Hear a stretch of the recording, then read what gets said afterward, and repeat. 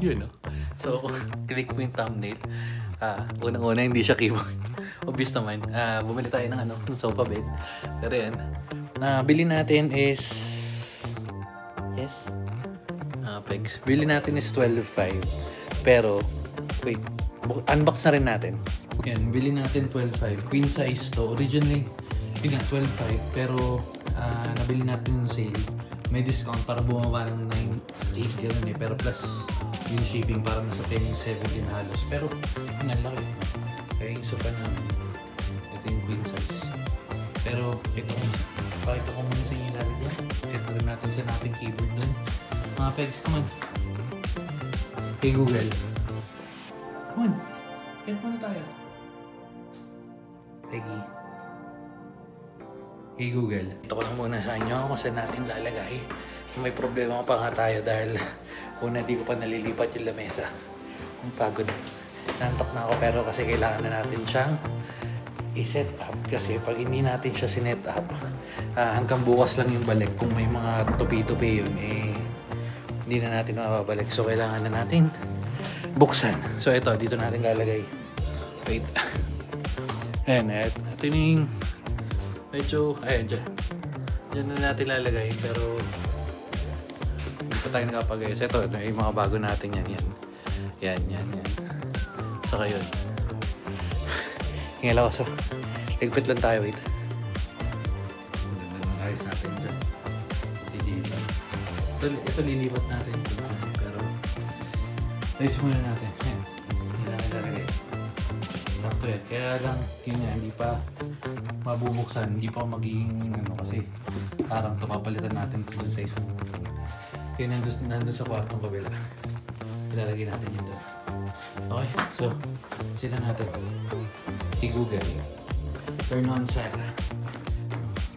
Ambot nyo mga ganyan dahil magaling yung mga pusa pinipitas yun. Kailangan natin yung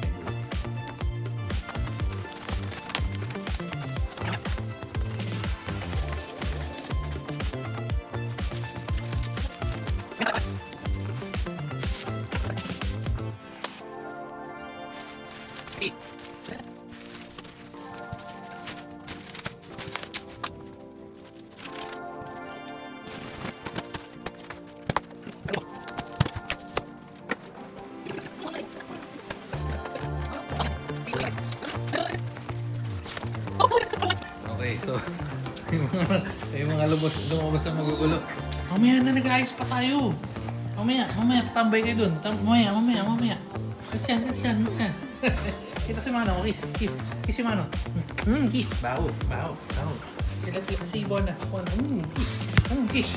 Si Peptera. Aray ko. Peptera. Kiss rin.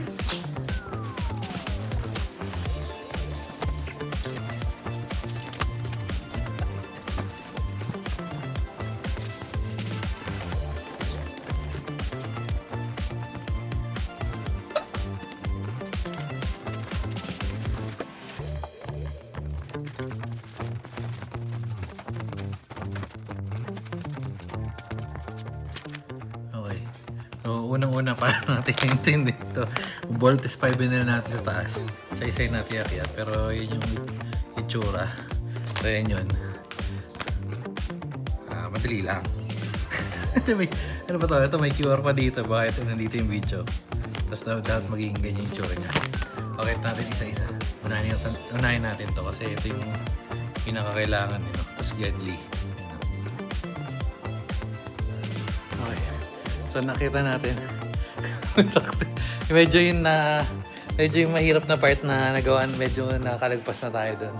So akit natin tong ito muna ang unan. Tsaka yung mamaya na tong isang kasi ito yung tag ito. Yung higaan dahil di pa naman yung kailangan. Built-in muna natin. Rico, hingalaw min. Para tayo mabudget.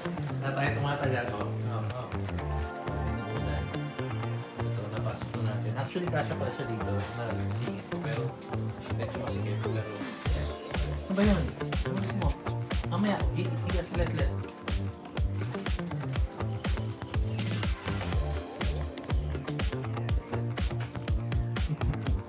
Okay, so buo na yung tawag dito yung foam na lang or kutsyon. Yan.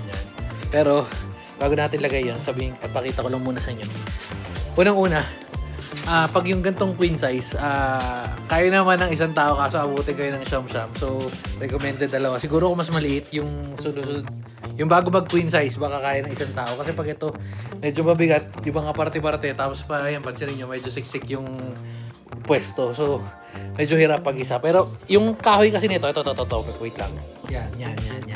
Itong mga bakal, okay lang eh. Okay, matibay. Pero ito, hindi masyadong makita. Pero, yan, hindi siya ganun kapal. Although, kaya naman kaya naman. Pero yun nga lang, parang feeling ko malambot siya. Pero kasi pwede naman yan, pagka just in case masira to, pwede naman magpagawa na lang siguro mas matibay. Ang importante lang naman dyan, ano ba yan? Yung mga ready ng humiga to mga. Ang importante lang naman dyan, meron na kayong frame. So just in case na yan, masira to. Pwede nang pagawa, pa-fabricate lang kayo ng bakal. Tapos itong isa, maganda ito naangat yan. Oops! Ayan. Ito actually, ito pala kita. Ito, tingnan nyo. Hindi naman siya ganun kanipis, pero yun nga. Pero tatagal naman siguro mga 2 months, mga gano'n. Huwag nyo nang dagan, pero although yun nga, ang technique na lang, pag gaganan dito kayo, huwag na kayo mapak dito siguro sa gitna. Dito na sa may bakal. Pero yung bakal matibay. Ayan, may mga welding pa yan.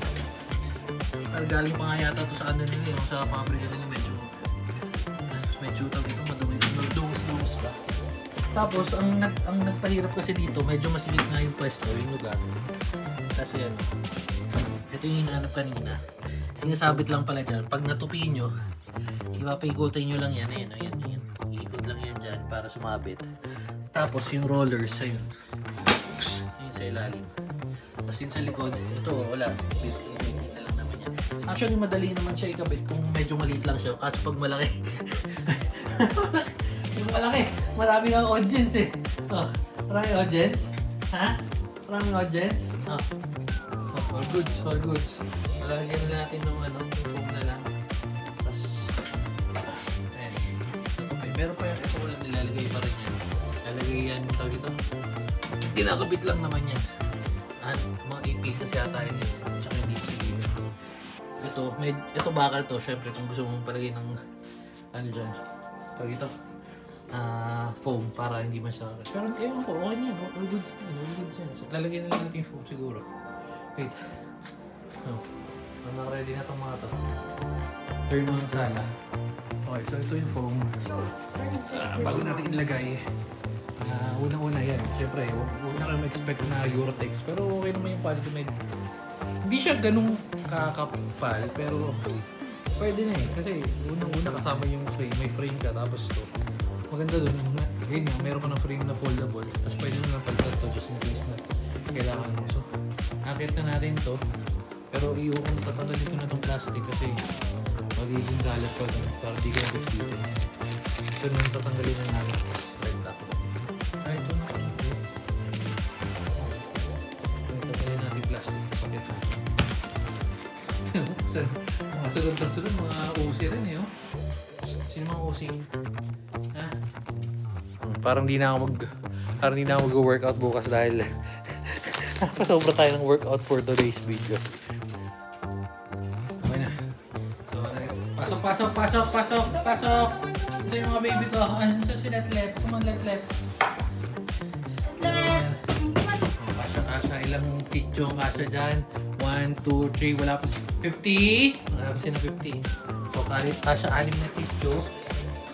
Tapos meron tayong konting casualty dito. Hingan min. So, yun nga. Mahirap buuin pag isa lang. Kailangan may katulong pa magbubuo. Pero, maluwag na to. Bawal umihi dyan, ha? 50! Sa mga baby. Bawal umihi. Mape, ituloy si Mama Pegs. Okay, okay. 50. Okay. Okay na. Okay na. Okay na. 50.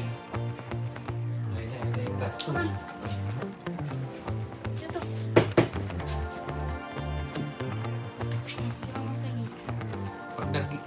Pag ginawang higaan niyan, naku po, walang ihi. Nag-alisa na.